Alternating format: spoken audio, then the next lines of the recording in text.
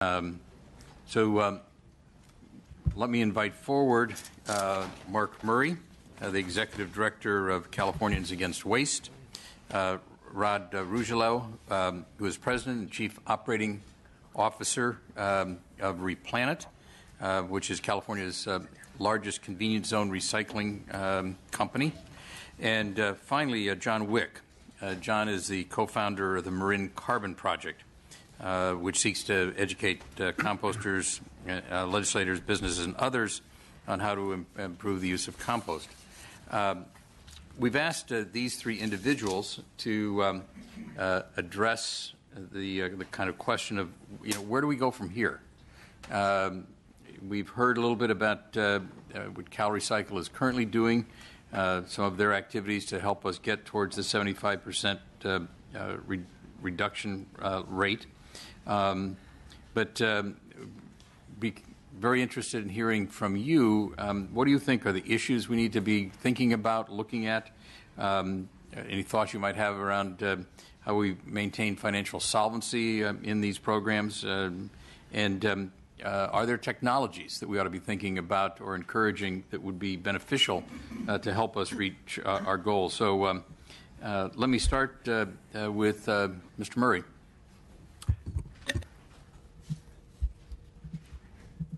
Well, thank you. Good afternoon. Mark Murray with the environmental group Californians Against Waste. I think I've been working on this issue for 26 years. I think I could spend the next year talking about where we've been and where we need to go. I think maybe Gary Liss in the room has probably been the only one here that's been working on these issues longer than I have.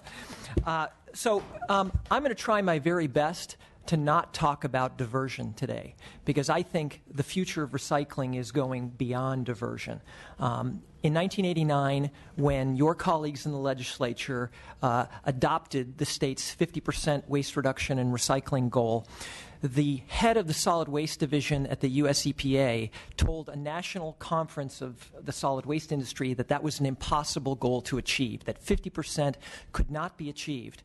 Now, here we are today, a decade after exceeding that goal, and the primary takeaway that we have from that success story is that, while it was really great in terms of achieving our waste reduction and our diversion from landfill goals, as Mr. Smithline said, there is no more landfill crisis. The legislature in 1989 was reacting to a landfill crisis, and that is absolutely gone.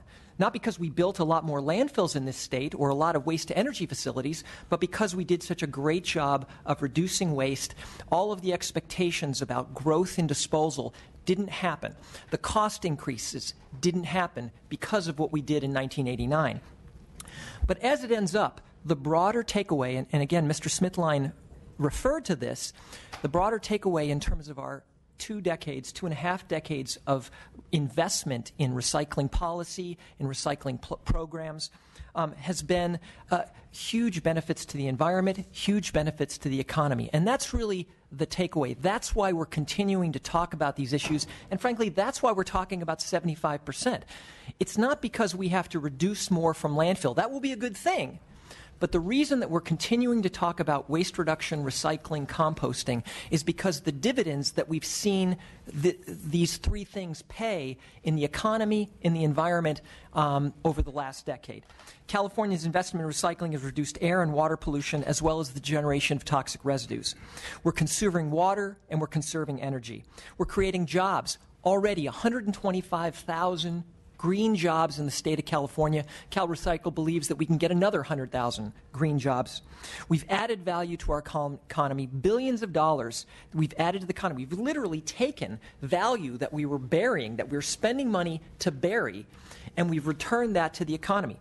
And again, as Mr. Smithline noted, too much of that value we're exporting overseas. So the next step is we've really got to work on building the investment in processing and manufacturing in California to realize more of that economic value.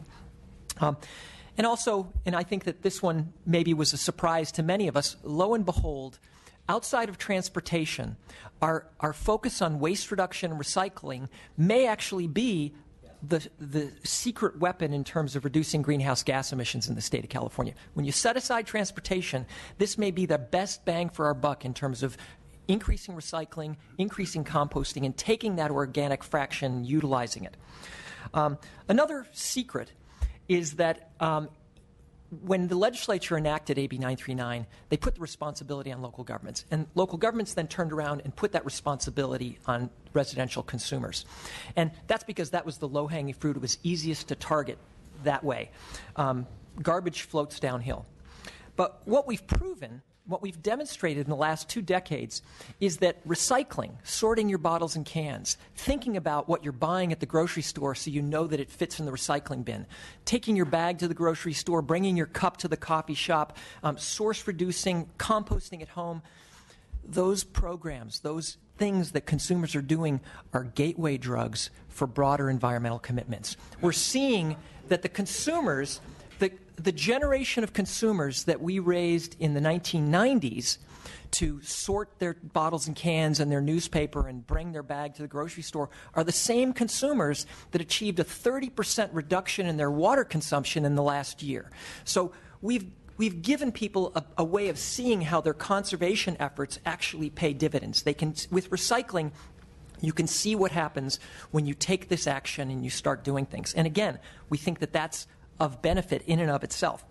The bottom line is that recycling today, and when I say that term, I don't have a lot of time, I mean source reduction, recycling, composting, that recycling today is really much more than waste management. It's still beneficial, it's still very cost effective as a waste management tool, but its benefits go way beyond that. So where do we go from here? In the short term, it just so happens that you've got a number of policies that the legislature is going to be taking up in the next 4 weeks. We hope the legislature will be taking these up in the next 4 weeks. CalRecycle has talked about the tipping fee surcharge. We have done such a great job of reducing waste going to landfill. We haven't raised the tipping fee in the state of California in 2 decades. The revenue from the tipping fee surcharge is no longer sufficient to cover the cost of the existing programs, and that means service providers, that means that folks that want to implement composting programs and new technology waste transfer stations have to wait in line in terms of getting approval through the process. CalRecycle needs more resources in order to keep the engine of our waste reduction and recycling scheme moving. Also, there is an opportunity, as we saw last year with the cap and trade funding, there really is an opportunity to jumpstart what we need to do with organics with investments. We've seen how investments in recycling in the beverage container recycling world has paid back dividends in terms of jobs, in terms of processing facilities, in terms of manufacturing. And I'm going to talk about that in a little bit more. So we need to raise the tipping fee surcharge in order to make this investment, in order to make it easier for folks to implement programs, and in order to achieve our 75% and all those other benefits. Cap and trade represents a great opportunity. As I said, the waste reduction and recycling programs that we're implementing are proving to be fantastic in terms of their GHG emission reduction potential. Again, CalRecycle's scoring better than a lot of other departments in terms of the GHG emission reduction per dollar spent. So we need to make sure that the legislature continues, as the Assembly did, to prioritize that funding for waste reduction, recycling, composting programs. Another measure, sales tax exemption, and I would note that the genesis of the idea of a sales tax exemption for recycling manufacturing equipment actually came from the chair of this committee several years ago. He may not even remember the dinner, but said this was something that we needed to do broadly in California on manufacturing, and we were able to run with that idea in terms of sales tax manufacturing with AB 199. Again, Scott Smithline noted we've got a lot of work to do in terms of glass recycling in this state. One of the largest glass manufacturing facilities in California is closing next month. It was closing in October. We need to make sure that we are maintaining a glass manufacturing infrastructure. It's our success story in terms of closing the loop on packaging, in terms of taking material, you buy it at the store, you take it home, you consume the product, you recycle the glass bottle, it gets processed and manufactured back here in California. That same material is flowing back through the system over and over again. We've got to continue to have glass manufacturing in California in order to keep that success story going. PET container recycling. This is a created success story, created by California public policy. PET beverage containers have now surpassed aluminum cans and glass beverage containers. They're the number one container type for delivering beverages to California consumers. The recycling rate for these containers when the bottle bill program began was less than 2%. The cost of recycling those containers was $1,700 per ton. Today, based on the investment, not just the CRV and the collecting these for recycling, but the investment in terms of plastic market development payments, in terms of the incentives via the processing fee program, have turned PET into a recycling success story in California, where we're growing processing capacity, we're growing manufacturing capacity, and we are on the verge of a closed-loop system with our PET container packaging. We need to take that model, that successful model, and expand it. Now, it just so happens that when energy prices go down, and when energy prices go down outside of the state of California, when the price of petroleum in China and Texas goes down, that impacts our PET recycling here in California because it makes the virgin pellets, the petroleum pellets, much cheaper than the recycled pellets that we generate here in California. That industry, that sector, that processing and manufacturing sector in California needs some help this year, and we're hoping that we can direct some of the cap and trade money to help offset some of their costs this year. Just a word about producer responsibility. We love producer responsibility, and there are a number of examples of where we've handed the reins of the recycling program to the manufacturers, and they've achieved success. Paint recycling, e-waste recycling, potentially mattress recycling. But we also see that there are some industries that don't respond the same way.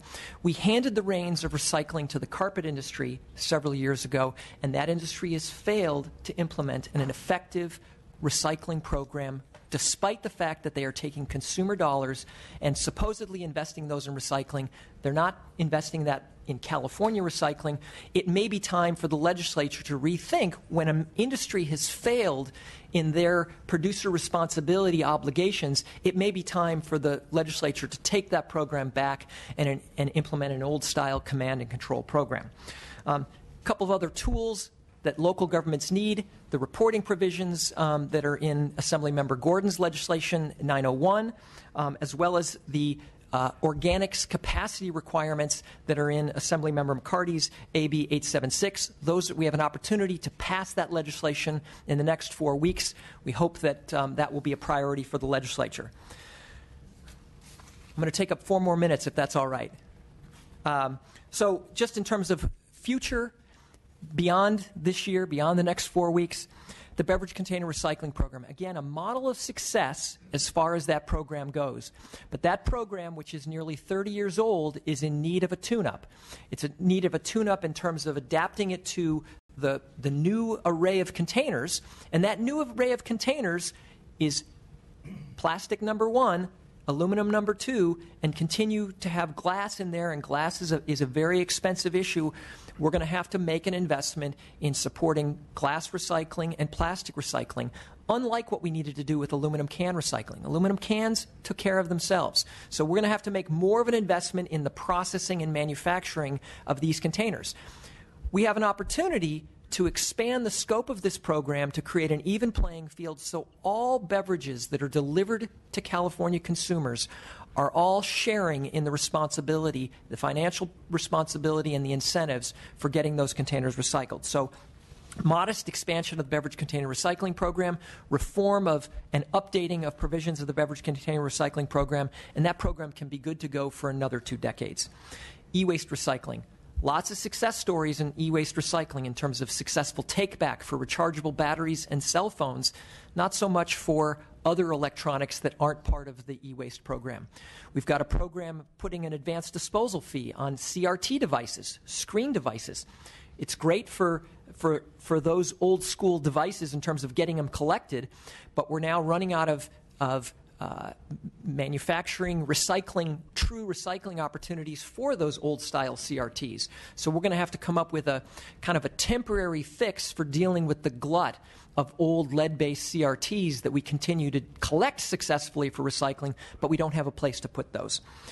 Food waste, you're going to hear a lot about food waste. I won't spend a lot of time on it, but a lot of the food that we generate that is grown in California is never consumed by consumers. And that is such a missed opportunity.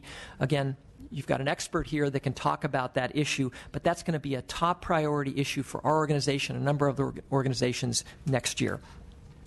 Tires, we've got a great program for collecting those tires for recycling, but we're not doing as good a job in terms of actually recycling those tires. The program has been in place for 20 years.